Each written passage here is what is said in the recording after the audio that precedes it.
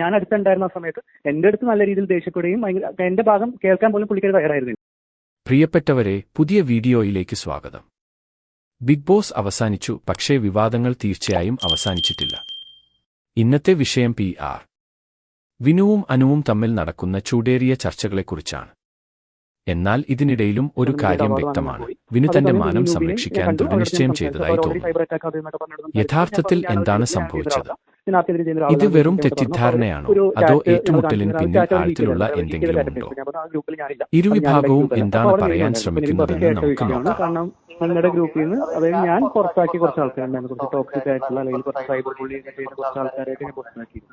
അവരെല്ലാവരും ചേർന്ന് വേറൊരു ഗ്രൂപ്പ് തുടങ്ങിയതും ആ ഗ്രൂപ്പിലെ ചാറ്റാണ് അതെന്ന് ഞാൻ പറഞ്ഞു. ആ ഗ്രൂപ്പിന്റെ കാര്യങ്ങൾ അറിയണമെങ്കിൽ അനുമോളുടെ ചേച്ചിയോട് ചോദിക്കാനാണ് ഞാൻ പറഞ്ഞത്.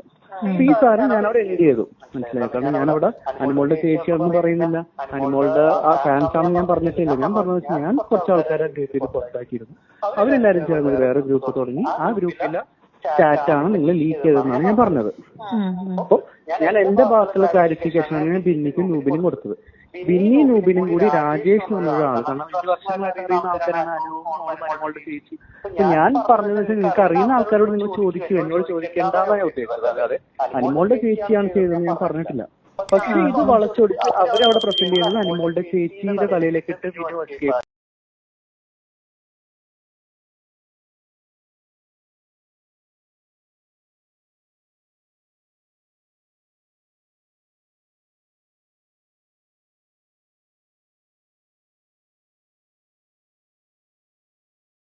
ഈ സീസണിൽ ഏറ്റവും കൂടുതൽ ചർച്ച ചെയ്യപ്പെട്ട 2 വ്യക്തികൾ PR.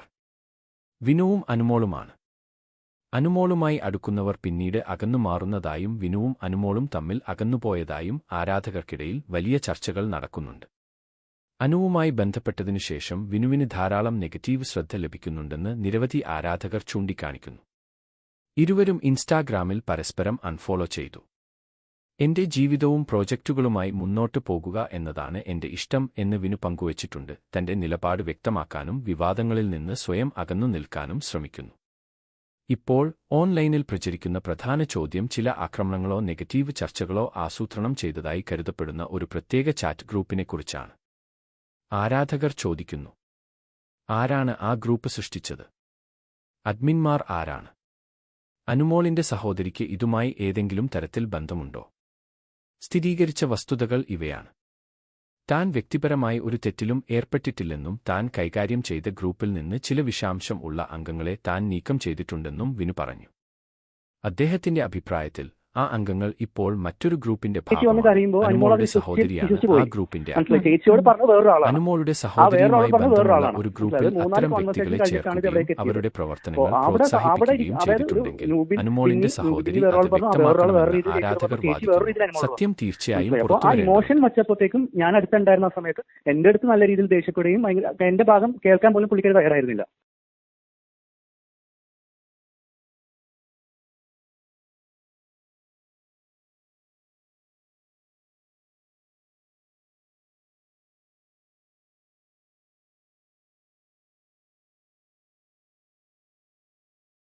വിനുവിനെക്കുറിച്ച് അനു പറഞ്ഞു, വിനു എനിക്ക് നൽകിയ പിന്തുണ ഞാൻ ഒരിക്കലും മറക്കില്ല.